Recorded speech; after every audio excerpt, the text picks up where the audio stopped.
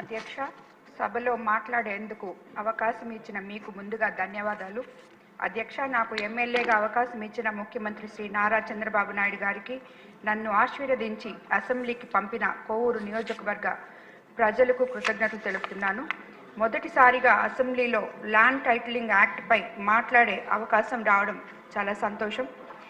YCP ప్రభుత్వం తీసుకొచ్చిన land titling act అనేది భూ యజమానుల మెడకు ఉరితాడు లాంటిది. టైటిలింగ్ యాక్ట్ ప్రజల భూములు గుంజుకునేందుకు తెచ్చిన నల్ల చట్టం ల్యాండ్ టైటిలింగ్ చట్టం. ప్రజల భూములను రక్షించేది కాదు, భక్షించేదిగా ఉంది. అధ్యక్ష, దశాబ్దాలుగా తమకు జీవనాధారమై ప్రాణాతి ప్రాణంగా భావించే భూమి హక్కు భద్రతను గత పాలకులు పెనుముప్పు తేవడంతో రైతులు ఆందోళనతో అల్లాడిపోయారు. అదేవిధంగా అధ్యక్ష, ప్రజల పాసు పుస్తకాలపై ఇంకొకరు బొమ్మలేంటి? వారికి రైతులు కష్టపడి సంపాదించుకున్న పొలాలకు వారికి సంబంధం ఏంటి? గత పాలకుల స్వలాభం కోసం తీసుకొచ్చిన ఈ చట్టాన్ని ప్రజలపై రుద్దాలని చూశారు. రైతులకు ఒరిజినల్ పట్టా ఇవ్వకుండా కేవలం జెరాక్స్ డాక్యుమెంట్లు ఇవ్వడం ఏమిటి? అధ్యక్ష, అధికారుల చేతుల్లో ప్రజలు ఆస్తులను పెట్టడం, దొంగకు తాళాలు ఇవ్వడమే. బాధితులు డివిజనల్, జిల్లా స్థాయి సివిల్ కోర్టులకు వెళ్లే అవకాశం లేదు. ఇది రాజ్యాంగం కల్పించిన హక్కును కాలురాయడమే. అధ్యక్ష, ఉదాహరణకు 2 ఎకరాల భూ యజమాని ఇతర ప్రాంతాల్లో ఉద్యోగం చేసుకుంటూ ఉంటాడు. 5 ఏళ్లకో 10 ఏళ్లకో ఊరు వచ్చిపోతుంటాడు. అతని భూమిని ఎవరైనా కబ్జా చేసి తన పేరు మీద టైటిల్ రాయించుకున్నాడు అనుకోండి. ఈ విషయం ఎక్కడో ఉన్న యజమానికి 2 ఏళ్ల వరకు తెలియకపోతే దానిపై అతను హక్కు కోల్పోయే ప్రమాదం ఉంది.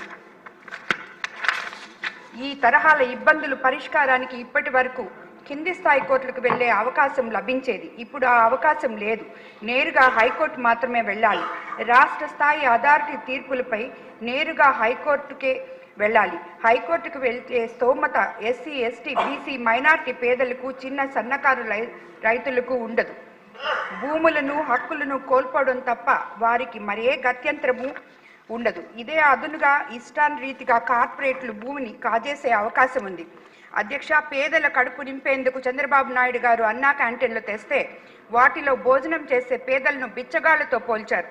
ల్యాండ్ టైటిలింగ్ యాక్ట్ తెచ్చి అన్నం పెట్టే అన్నదాతను బిచ్చగాళ్లుగా మార్చే కుట్ర చేశారు. విధ్వంస పాలనలో పేదల ఉపాధి కోసం పొట్ట పట్టుకొని వలస వెళ్లాలే చేశారు. పరిశ్రమలను తరిమేసి యువత భవిష్యత్తును ప్రశ్నార్థకంగా చేశారు.